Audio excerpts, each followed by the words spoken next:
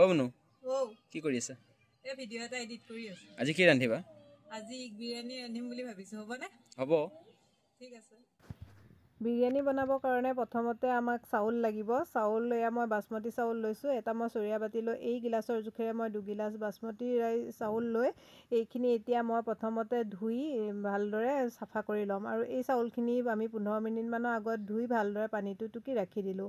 আনফালে আমাক এতিয়া বিৰিয়ানী বনাবলৈ কি লাগিব চাওক। মই এইপিনে লৈছোঁ ধনিয়া আৰু পদিনা কাটি লৈছোঁ। লগতে মই আধা বাতি দৈ লৈছোঁ। এটা বিলাহী মিহিকৈ কাটি লৈছোঁ। লগতে অলপ পিঁয়াজ সৰহকৈ কাটি লৈছোঁ। আৰু এইপিনে এয়া 5টা ডিম বইল কৰি বাকলি গুচাই লৈছোঁ। এতিয়া প্ৰথমতে মই ডিমকেইটা লৈ তাত নিমখ, হালধি আৰু অকণমান জলকীয়া গুড়া দি ভালদৰে ডিমকেইটা সানি ল'লোঁ।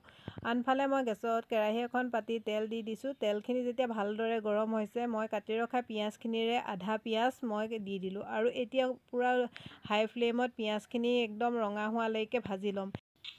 যেতিয়া এই পিঁয়াজখিনি ধুনীয়া এটা কালাৰ আহি গৈছে, এতিয়া মই এইখিনি কাঢ়ি ল'ম।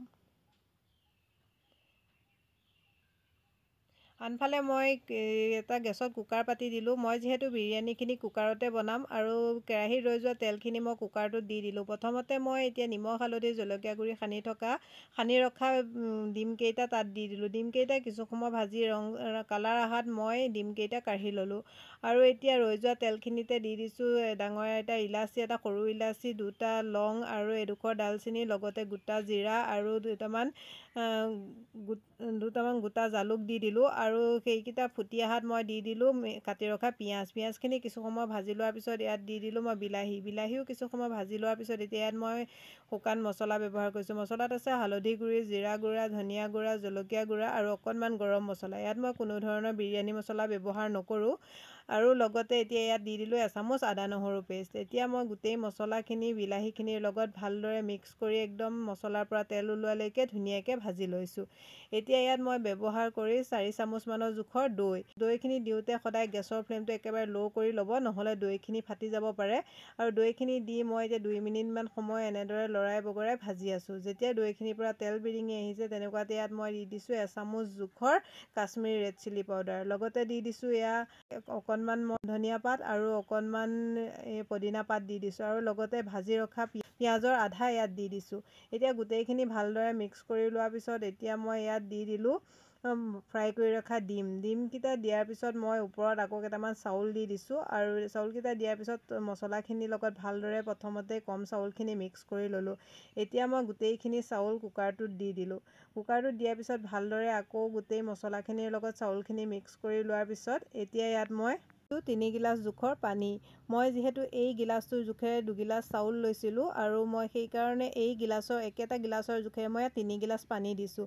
আৰু পানীখিনি দিয়াৰ পিছত ভালদৰে এবাৰ মিক্স কৰি ল'লোঁ। আৰু এতিয়া ফ্ৰাই কৰি ৰখা বাকী থকা ডিমকেইটা দি দিলোঁ। লগতে মই এচামুচ জোখৰ ঘিউ দিছোঁ আৰু ৰঙাকৈ ভাজি ৰখা পিঁয়াজখিনিও দি দিলোঁ। আৰু এতিয়া ওপৰত দি দিছোঁ একেবাৰে শেষত ধনিয়া পাত আৰু এয়া পদিনা পাত। গোটেইখিনি দিয়াৰ পিছত মই কুকাৰৰ ঢাকনিখন লগাই এটা চিটি আহিবৰ কাৰণে ৰাখি দিলোঁ। এতিয়া মই বিৰিয়ানীৰ লগত খাবৰ কাৰণে এটা ৰাইতা বনাম। তাৰ কাৰণে এয়া মই দৈ লৈছোঁ। দৈত এয়া দি দিছোঁ মিহিকৈ কটা পিঁয়াজ, তিয়ঁহ, বিলাহী, জলকীয়া আৰু এয়া অকণমান কেঁচা ধনিয়া দি দিছোঁ। লগতে সোৱাদৰ কাৰণে ইয়াত অকণমান ক'লা নিমখ দিছোঁ। আৰু এতিয়া গোটেইখিনি ভালদৰে এবাৰ মিক্স কৰি ল'ম। আৰু এই ৰাইতা বিৰিয়ানীৰ লগত খাবলৈ খুবেই সোৱাদ হয়। সেয়েহে আজি মই এই ৰাইতা বনালোঁ আৰু আপোনালোকৰ লগতো শ্বেয়াৰ কৰিলোঁ। চাওকচোন দেখিবলৈ কিমান ধুনীয়া হৈছে। আৰু আনফালে মোৰ চাওক কুকাৰৰ প্ৰেছাৰটো গ'ল। মই এতিয়া ঢাকনিখন খুলি চাইছোঁ। চাওকচোন কিমান ধুনীয়া কালাৰ আহিছে। আৰু দেখিবলৈ সঁচাকৈ যেনেদৰে ধুনীয়া হৈছে নহয়, খাবলৈও কৈছোঁ সঁচাকৈ বহুতেই সোৱাদ হৈছিলে।